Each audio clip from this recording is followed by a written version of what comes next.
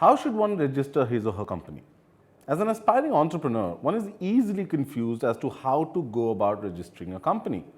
Let's look at a step-by-step process as to how one can go about registering their company in India. This is Rahul. Rahul is starting up his own company.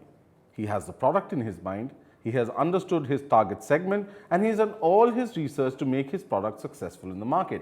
However, one important step is left to kickstart his entrepreneurial journey. He has not yet registered his company.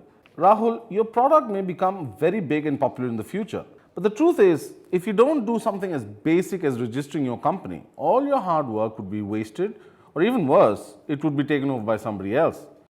A registered company can help you enjoy certain rights, benefits, and privileges that an unregistered company cannot enjoy. So you need to get started on this. You can approach either a company secretary or a chartered accountant. But being an entrepreneur, Rahul decided to do it all by himself. Rahul, your first step is to get a DSC. A DSC is your digital signature certificate that shall authenticate any document or any kind of application made to the Registrar of Companies, which is also known as the ROC. You can acquire one from a certifying authority. There are authorized certifying authorities under Controller of Certifying Authorities, or the CCA, in the Government of India. eMudra, TCS, and MTNL are some certifying authorities, to name a few. You would have to apply for either Class 2 or Class 3 DSC depending on your needs. Class 2 generally is used to file documents, income tax, registrar of companies, and VAT. And Class 3 is required for filing documents, e-tendering, which is a procurement process that is conducted online. Some of the areas it helps in include supplier registration, expression of interest, contract download, submission of bid document, evaluation of tenders, which may or may not involve e-auctions, and the fee shall range from 1500 to 2000 rupees on the basis of the service they provide. After completing the first step, which was getting his DSC, Rahul needs to make an application for Director Identification Number, also known as DIN. This DIN application can be done through a form called DIR3. This he can download from the MCA portal www.mca.gov.in.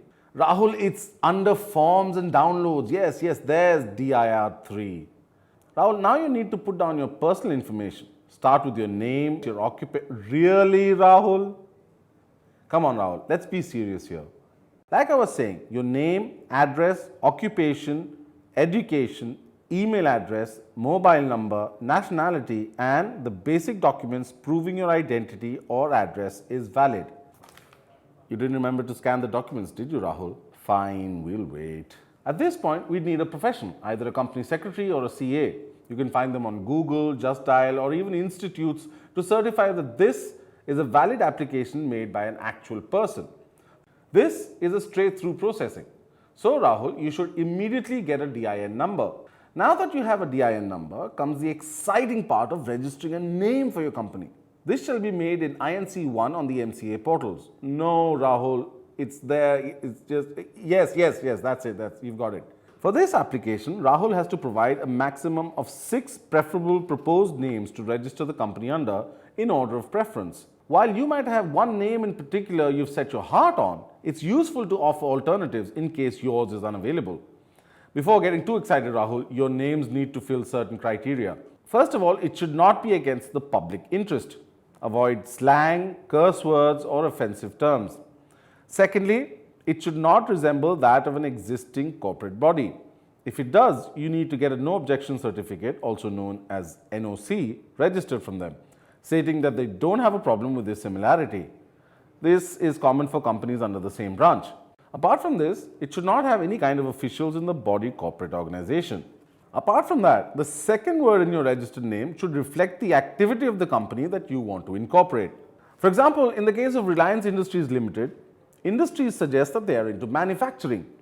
Apart from this, if you want to use words like insurance, banking, stockbroking, then you need NOC or prior approval from the regulatory authorities of the concerned industry. For insurance, you need to get an approval from the IRDA. For stockbroking, from SEBI or SEBI. Or in case you wanted any kind of import or export business, you need to get a prior approval from the Reserve Bank of India, the RBI. Rahul, however, you don't have any of these words in your company name. So carry on. Once the ROC approves the name, that name will be reserved for the next 60 days. So Rahul, you should complete the rest of the steps within 60 days. In case you don't manage to do it, Rahul, the entire procedure right from the application of the name needs to be followed again. And for this case, the form INC1 will cost you 1,000 rupees per application. So yes, it's time to hurry up.